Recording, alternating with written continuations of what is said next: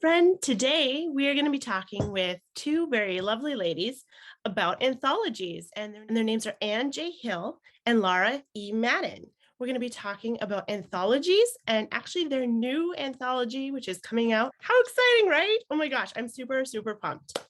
Let's jump into the interview. So can you guys just start out by telling me a little bit about about your writing and about yourselves, and also about the anthology? Okay, I'm Lara E. Madden. I'm a fiction writer. I now and then jump in on some editing for her when there's overflow work, but I'm mostly a writer and also a performer.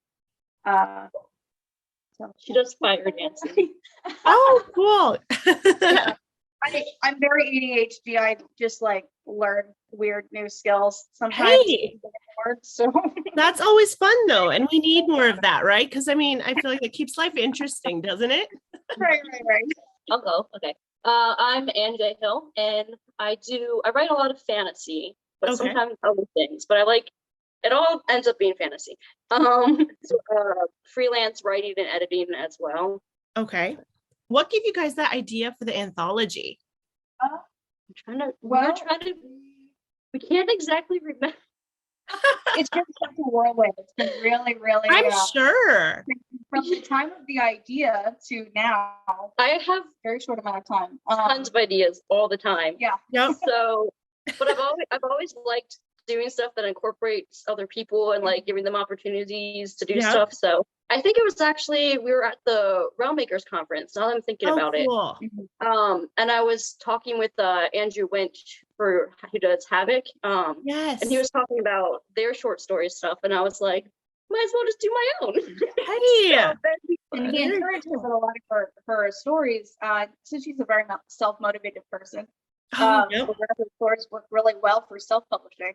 So we got home, and maybe a week later, she was like, well, we could just publish some short stories. Like, we could just get a bunch of people together and find some really great stories.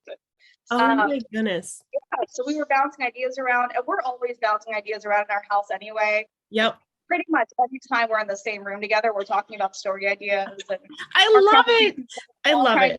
Directions, and it's a lot of fun. Yeah. No. Oh, that is so funny. You need more friends like that, I feel like, sometimes, because, when you're in the world of the muggles, I think sometimes you're like talking to people and you start getting excited about a story, or you want to tell someone, and then all of a sudden they're just like, you're weird. And it's just like, okay, these aren't my people. But when you find your people, it's good. Yes. You guys kind of just knew each other before starting out, or did you guys meet each other on Instagram, or where did you guys meet? We went to high school together. Oh, so cool. we've been friends for 10 years now? Something like we that. Actually we met in middle school. Wow. So we got to be really good friends toward the end of high school, and it was funny because she and I were both kind of like really focused on really loved our stories and stuff like that. Yep. But weren't telling anybody about them, or I wasn't telling anybody that I was writing.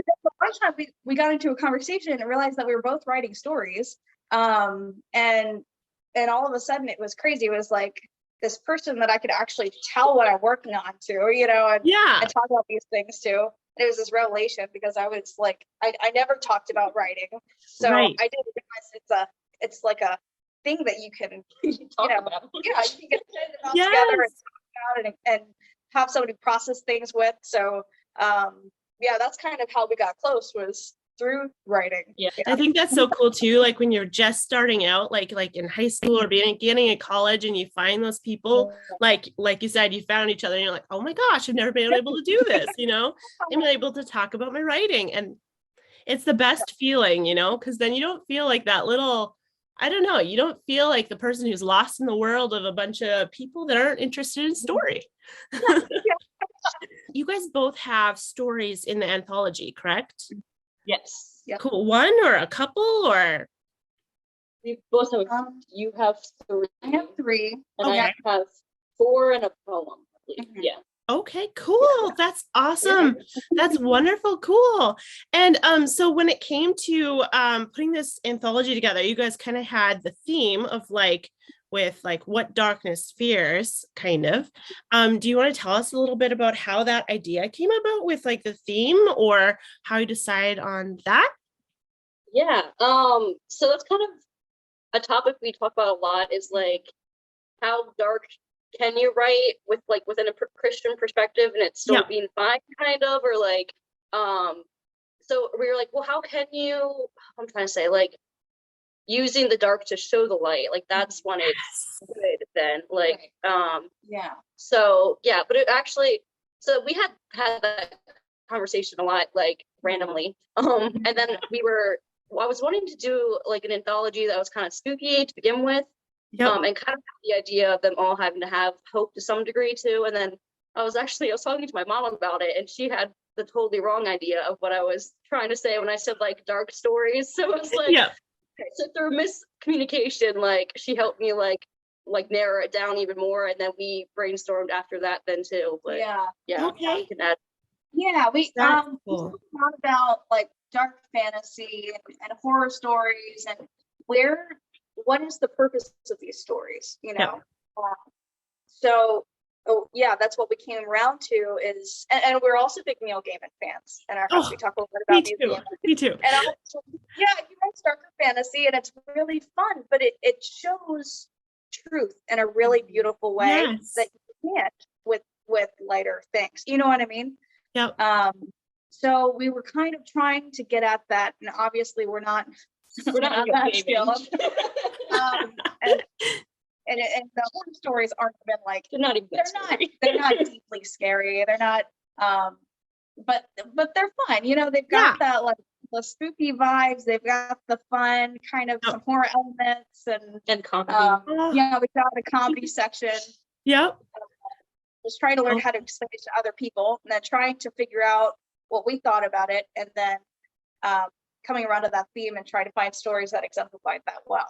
I love that. And I especially love how you guys are talking about, you know, like how far, you know, with darkness and how to show hope through darkness and like as Christian audience or, you know, Christian writers, we you know, how can we show that darkness yet not come across evil or awful, you know, like and everything. So I really love how you said like to show that hope. That's exactly like I love writing that kind of stuff too. So I'm right there with you. I love that. I am so excited for your anthology and I can't wait to get a copy. So I'm waiting to get the print copy. I'm like, I'm excited for them too. We have the proof copies, just got it in the mail. Oh my gosh, that is so exciting, isn't it? We're just we decided on the one that we so landed beautiful. on. So. Yeah, it's gorgeous. What's it feel like when you're holding it? That I just been carrying it everywhere. It feels surreal. Yeah, it's wild. It's the first time that we've had this like experience of, oh wait, that's a real book. Right. Like, that's crazy. Congratulations. Yeah. It's such a good feeling. Yeah, like when you get your book in the mail and you're like, oh my gosh, it's a book. It's not just an idea stuck in my head or on the, you know, on your Scrivener or document file. It's like it changes completely when you get it in print form and it's like, whoa, I wrote this or edited this or, you know, it's like crazy. So super, super exciting and big cover. And every now and then we'll be in conversation with somebody in our lives and in our normal lives and telling them that we wrote a book and they're like, oh, that's cool. You know, you wrote a thing. That's cute. And then we show them the cover and they're like, oh, you wrote a book. They're like, oh, it's actually a book. Yeah. That's awesome. What a fun experience too. And then I bet they're like, oh my gosh, gonna have to buy it now. Like, I bet people are like, oh man, need to go out and get it. Why do you guys want to be a writer and also an editor, Anne? Yeah, we were going over these questions before and I was like, I started writing when I was 8. Yeah. So I have no idea what 8-year-old me was. I just was writing. I love that. Yeah, so I don't know. I actually, when I was younger, like I was really bad. I like didn't even know how to form a whole sentence, obviously as a kid. But like, yeah, and then I just don't even know. I just started. Yeah. And for editing, I don't know. I always wanted to do like a job that helps people. I just didn't know how. Yep. And I was looking at other like jobs that aren't in this field, and like my full-time job's not in the field, but also like involves helping people. Yep. So I was like, well, what about like editing? And I was like, I'm not qualified to edit. And then I was like, well, let's just see. And then people started hiring me, and I was like, okay, I guess I'm doing this now. Yeah. So, yeah, it's fun. That's great. And I'm glad you enjoy it. And that's a sign of a good editor and also a good writer. You know, you enjoy what you do and everything. You enjoy helping people. Editor, that's a great thing for an editor to be. I have her edit everything that I write, and she's wonderful.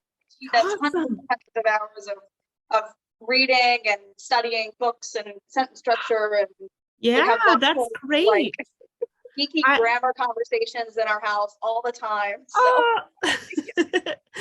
that's wonderful. And then, so Laura, how about you with writing? How did you start writing? I've kind of always had stories in my head. Okay. I guess it's sort of how I process the world and how I don't know, keep my brain entertained. So I didn't always tell people about the stories in my head, but I've always like had these characters running around in my brain, and also it's very much how I deal with stress is by writing, and so it was a little bit inevitable. It was one of those things even when I was a little kid, I always knew that like no matter what else I did professionally, I was at some point going to be writing novels. So I decided last year, since now it's probably the simplest my life is going to be. You know, like I'm not married, I have kids. It's probably better if I start now. So get the ball rolling. So that's a good idea. Yeah. Start focusing on it. That's wonderful. And so do you guys have anything else published at the moment, or just the anthology with short stories? We're gonna pretend. I did one in like high school that we're gonna pretend doesn't exist. Oh, okay. Yep. They were fun. But I'm also in December publishing a little kids book that I actually wrote when I was 8. So I had someone illustrate it, and it's called The Laughing Pigs. So that sounds so fun. Like each of my nieces and nephews in it too. So that's so cute. And you're gonna be publishing that in December, did you say? That's the hope, yes. Okay. Oh my goodness, it's so exciting and perfect timing for Christmas. And Laura, do you just have this is the first thing? Yeah, this is the first thing that's published. I've done other short stories and other novel drafts and things like that, but this is the first thing that's out there. So oh my goodness, exciting. So congratulations to you both. It's a very big accomplishment, and it's and it's super exciting too that you guys are going at this indie kind of like, and how you're publishing it and stuff. Are you guys thinking you'll continue publishing indie, or do you think you'll also go hybrid? Or what are you thinking? I'm planning to publish my novels traditionally. Okay. Yeah, she's planning to self-publish at this point. Okay. Part of the goal of doing this was to like experiment with self-publishing and see if I could actually do it. And part of it was like, I see why people go through a publisher because it's a lot of work. Right. And then I was also like, but I loved it. So I'm going to keep doing it. Right. Oh my goodness. That's good. I tell her I need somebody to call me and yell at me about the deadline. So well, what you could do, you could put together a publishing company. That's actually what I love to do. And then publish her stuff. There you go. Right? Goals. Because you've done a good job so far, and you've really done a good job with marketing, I think, too, and stuff too. So, hey, options, right? That's great. Oh my goodness. Backman, he's one of my favorite authors. Oh, cool. That's wonderful. So you guys both mentioned Neil Gaiman and then Frederick. What are some other favorite authors of yours, like that inspire you? Oh yeah, there's a lot. I love David. Yes. Yep. Who else? That's it. Have you heard of Sarah Sutton? Yes, I have. Yes, I really love her books, and we're also friends now. Oh, cool. But yeah, hers. I'm writing like a YA fantasy Okay. romance, like urban fantasy type thing. So her books like inspired me on the like romance side of it, and Cool. then like Neil Gaiman covers the rest, and then like Baldacci does the murder mystery I have in there. Yep. Yeah. Oh, Baldacci is very good as well. Yeah, I'm currently listening to one of his books. Yeah, like Bradbury. Yeah, I love Ray Bradbury. Fahrenheit 451 is my favorite book. Yes, he's good. We have like names for our favorite writers, so we'll just say Neil. Yeah, we'll just Michael Sullivan. Michael J. Sullivan. Yeah, we're like Sully says this or this, or Neil says this or this, or we'll quote like a line from the book, and we always call Ray Bradbury Ray On first name basis, right? Yes. We were watching the masterclass, the Neil Gaiman writing masterclass, and Yes. we were like, oh man, we just want to be able to name drop famous authors the way that Neil Gaiman just like name drops, like, oh yeah, my friend Ray Bradbury, you know. Yeah, So we're just gonna do it. We're just gonna name drop them like we know them. Which just do it, right? Right. Hey, you know, like I think I watched something where it was an interview where Neil Gaiman, he said he doesn't recommend doing it anymore because of course now they've got the internet. But back when he was putting together his resume, he kind of fudged a little bit on his resume and said he wrote for certain places that he hadn't written for. And then he said he went out and did it. So afterwards he went out and did it. So he's like, then it was true, but he's like, he doesn't recommend that anymore. Right. True. Yeah. It's not a life you make it. Right. Oh my gosh, it's so funny. That's awesome though. I love how you're like name drop them, first name basis. It makes you sound very, very important too then, right? Yeah. Cool. Okay. And then so with the anthology, where did you guys find the writers, the other writers, and how many are there in this anthology? Counting us, there's 17. Okay. So we have short stories and poems. Yep. So I think I just started actually just asking a few people that I knew already. And then they recommended other people. A lot of them were on Instagram. And then I think I made a post in like Realm Makers Facebook group or something, and then a few more people. But a lot of them are people I had known already, and then others were, oh, I'm not going to, but you should ask my friend if they want to. And yeah, cool. So I ended up getting way more. I was expecting to have to like beg people your stories, but instead I had to be turning people down. And I was like, I don't really? That's cool. And read them to each other. We got these large stacks of pages. So, yeah. It's just turned out really well for you guys then. That's wonderful. You guys have gotten a lot of like. Yeah, I was expecting to have like ones that were like, they're fine. But instead we were like, we could actually get picky because we had a lot of really good ones. Yeah. And we had such a short like time because we only started like 2.5 months ago. Yeah. So we had to kind of pick just the ones that had minimal editing needed. So there were a lot of really good ones that we just didn't have time for. So it was really nice that we were able to have that problem. Yeah. I mean, then you'll have more for others, right? Yeah. That's exciting. That's just wonderful. And it's only been like 2.5 months, you said. Yeah. From start to finish. Now, yeah. Wow. Yeah. That's cool. The way I started was saying like, we're going to aim for like this October, but if it doesn't happen, we'll just push it off till next year. And then like, once they started coming in, I was like, nah, we're doing it this year. We're just gonna, why not? That is so cool. Oh my goodness. I'm so pumped for you guys. That is so cool. It's exciting when you see a project come from brain, paper, computer, and then into the book form. And when you start seeing people buying it, you're going to be like, oh my gosh. Yeah. That's so cool. Let's see here. Are you guys planning on doing more of these anthologies? And if so, can you tell us about them and how other writers can get involved? You answer the first part. Yeah, we are planning on doing more. We want to do another one early in 2022. And we're hoping to do like maybe 1 or 2 a year at different kind of holidays, doing something vaguely connected to it. And, Yep. yeah, just kind of keep on that fun.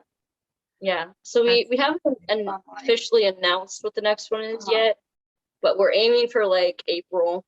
Okay. But I won't give more away just in case we change sure. our minds. Is there a website or something that I can share with people to like keep checking where, I mean, you'll start announcing things, or Instagram is what I usually announce everything on. Yeah. That's great. Okay, so I'll share your Instagram down here below in the screen when I edit it. Okay. And then I'll also put it in the description as well. And so anyone that's interested, be sure to follow them both. And they will share more information as this next anthology comes closer. Perfect. Okay. And then so any advice for people that might want to do something kind of similar to what you did and put together their own anthology? Like, what have you guys learned, and what would you like hand off as tips to other people to do one successfully? This one's Anne's because she has a lot of the details. Perfect. I would start a lot earlier. Okay. I narrowed down the theme before you tell people to submit things. Yes. Oh, sure.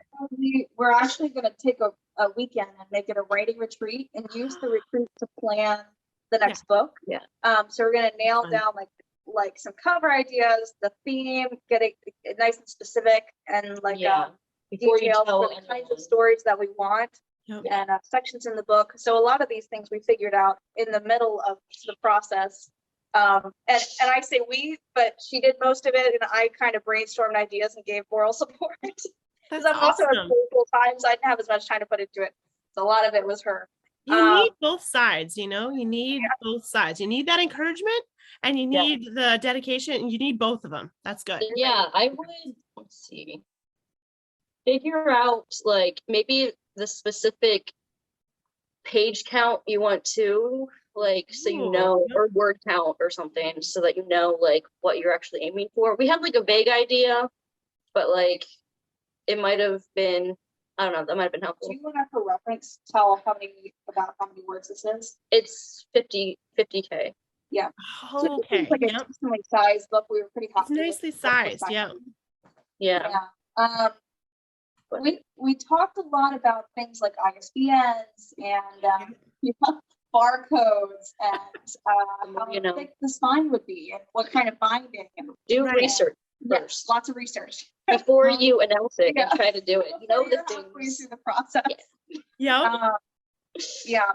Paper quality. Like, we talk a lot about things that make something obviously self-published. You know what I mean? Like the stereotypical thing where you pick it up and you like the feeling of this book, it feels self-published. Yeah. And all of the details that go into your experience of reading the book, even before you start reading the words. Mm-hmm. Kind of biased if you know it's not. Right. Yeah. So we really wanted to get a lot of those details right, and make it feel like a quality book from the get-go. Right. So when people are reading the stories, they can be reading the stories for what they are and not being distracted by getting stuff wrong. Right. It's kind of like line level editing when you're writing a story and editing it. Like, if there's you want the grammar to get out of the way of the story. So if there's grammar problems, then that's going to mess up your flow, and then it's going to get in the way of showing the story, and it feels written. So you want things like cover and page quality and formatting to get out of the way, so that you can enjoy the story. Yeah, exactly. That is so good. Unless you're good at formatting, get someone else to do it. Who knows what they're doing, because that makes a huge difference. And cover too, and and editing. Hire me to edit it for you. That's my advice. There you go. Right. Nice plug. I love that. And I love how you're talking about, like making sure everything is working together so nicely that it doesn't feel self-published, because I feel like many years ago, like self-publishing kind of had a bad rap. Right. Yeah. Because the covers were and editing, yeah, all of the stuff just wasn't working together. But like from the get-go, you guys, like when I first saw your cover, I was like, oh my gosh, this is like professional. This is awesome. This is really good. And so you really impressed me and stuff. So I was like, oh gosh, it's beautiful. I want to talk to these girls and I want to ask them about it. And yeah, it's super, super exciting. It's just, yeah, it'll be successful. I'm very sure of it. Like my writing goal is to never have a bad cover. Right. It's okay. Yeah. Like you can not like it because it's not your style, but it's still objectively well done. Right. I did an interview with Randy Ingermanson. I'm not sure if you've heard of him.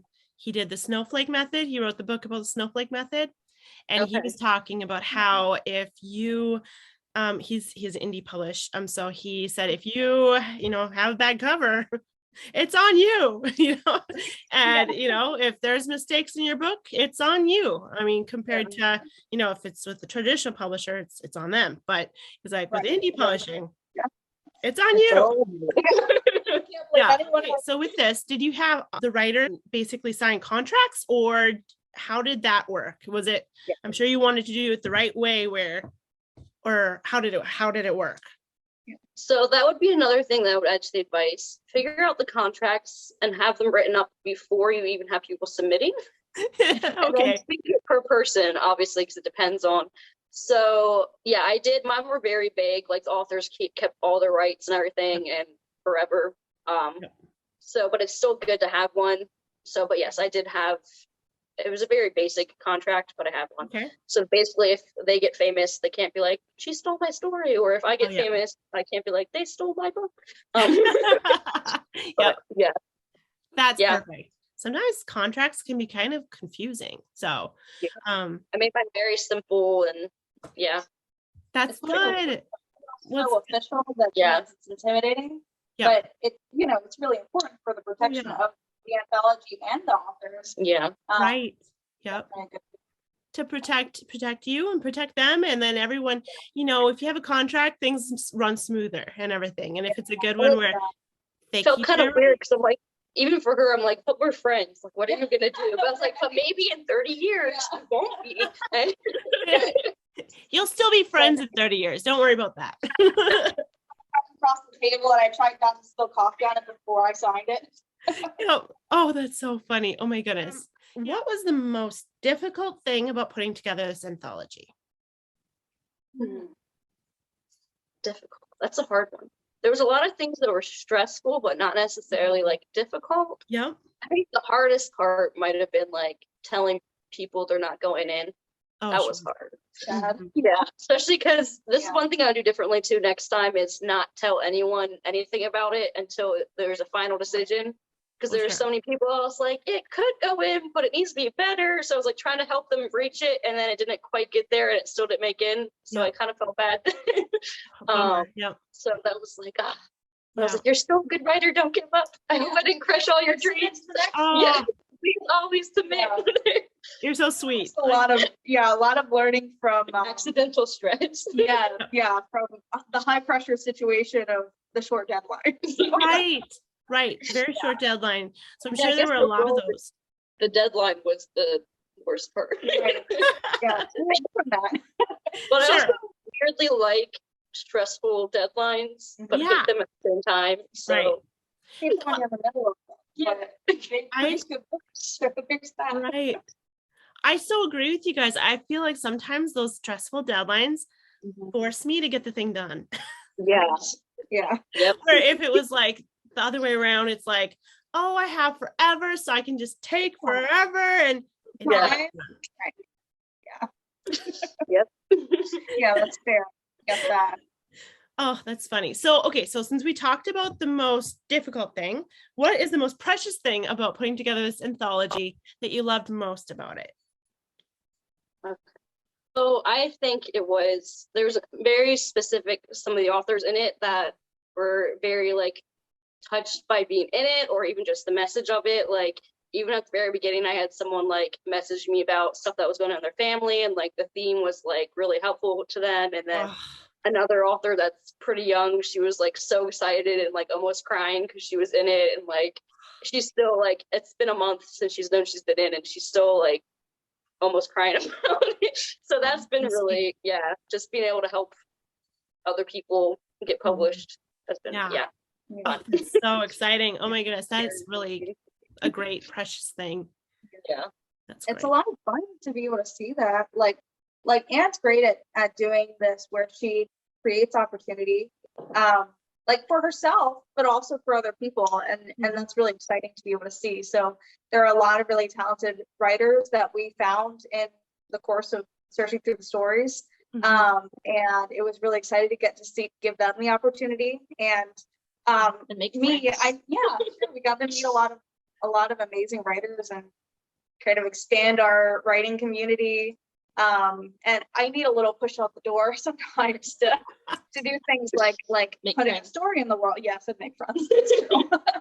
So she gave me a great opportunity. She's very good at sharing her platform.